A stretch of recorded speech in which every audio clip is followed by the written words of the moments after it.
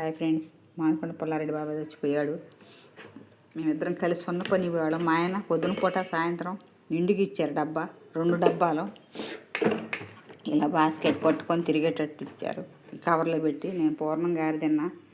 చాలా హ్యాపీగా ఉంది. అయ్యాల మాటలు మా అల్లుడు నా కూతురు నన్ను నమ్మట్లేదు అన్నాను.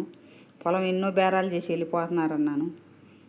కానీ వాళ్ళు నిజంగా మనస్ఫూర్తిగా నమ్మలేదు. బైబిల్ సాక్షిగా చెబుతున్నాను. కానీ నమ్ముతారమ్మ, కొనుక్కుంటారు. చేలో కోట్లు పోసిన దొరకదని వాళ్ళ మనసు మార్చాలి ప్రభు అని కోరాను. వచ్చాడు, ఆయన పాపం వచ్చాడు. చిన్నపిల్లలాగా కొనుక్కున్నాడు. తను కష్టపడి రూపాయిగా తను ఎంత కష్టపడతాడు నాకు తెలుసు. మనకు పొద్దున పోయి పొద్దాక చేతి 200 వస్తాయి, తను పొద్దాక చేతి 2000 వస్తాయి. తన కష్టం తంది, మన కష్టం మందే.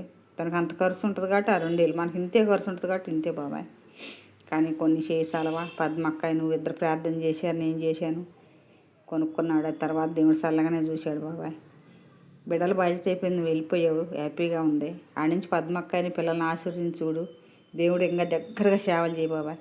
బాబాయ్ నేను సంవత్సరం లోపల రావాలని, నాకు ఇప్పుడే రావాలని కానీ మా అమ్మ చూసేవాళ్ళు లేరు. మా అక్క అట్టు వచ్చేట్టు వెళ్ళిపోయింది బాబాయ్. చచ్చిపోయి పురుగులు పడ్డా ఇంట్లో, నేను లేకపోతే మా అమ్మని చూసేవాళ్ళు లేరు. ఒకప్పుడు ఇట్లా చనిపోదాం అనుకుంటే మా మామని చూసేవాళ్ళు లేరు.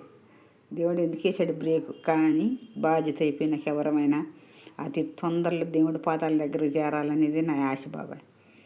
ఇది దేవుడు ఇచ్చిన ప్రాణం, దేవుడి దగ్గరే ఉండాలి. మనం అల్లా టప్పగా తీసుకోకూడదు. తొందరగా ఆయన దగ్గరలో ప్రార్థన చేసి ఆయన దగ్గరే ఉండాలి. అంతేగాని ఒకళ్ళకి బరువు కాకూడదు బాబాయ్. నీది మాత్రం దేవుడిని నీ మొర ఆలకించాడు. అక్కడుండి నీ బిడ్డను కాసి కాపాడు. నా మొర కూడా ఆలకించి తొందరలోనే మా అమ్మ నేను కూడా వస్తామేమో బాబాయ్. మా అమ్మ కూడా తెగ ప్రార్థన చేస్తుంది. అందరినీ దేవుడు ఆశీర్వదించాలి. నన్ను మా తల్లిని కూడా తొందరగా దేవుడి సన్నిధికి చేర్చుకొని ప్రభువా నీ సన్నిధిలో ఉంచుకో. అక్కడ నీ ప్రార్థన చేయి. నేను చనిపోయినా కానీ నిన్ను ఎట్ట పాస్టర్ గారు వచ్చి పరేశారు, నన్ను కూడా అంతే బాబాయ్. నీకు నీ బిడ్డ ఉండబట్టి మోసాడు. నాకు నా పాస్టర్లే మోయాలని నా ఒక్క కోరిక. పొరపాటును కూడా నా బిడ్డగా నా ఇంటి మీద చెయ్యి వేయకూడదు ప్రభువా. ఇది ఒక్కటే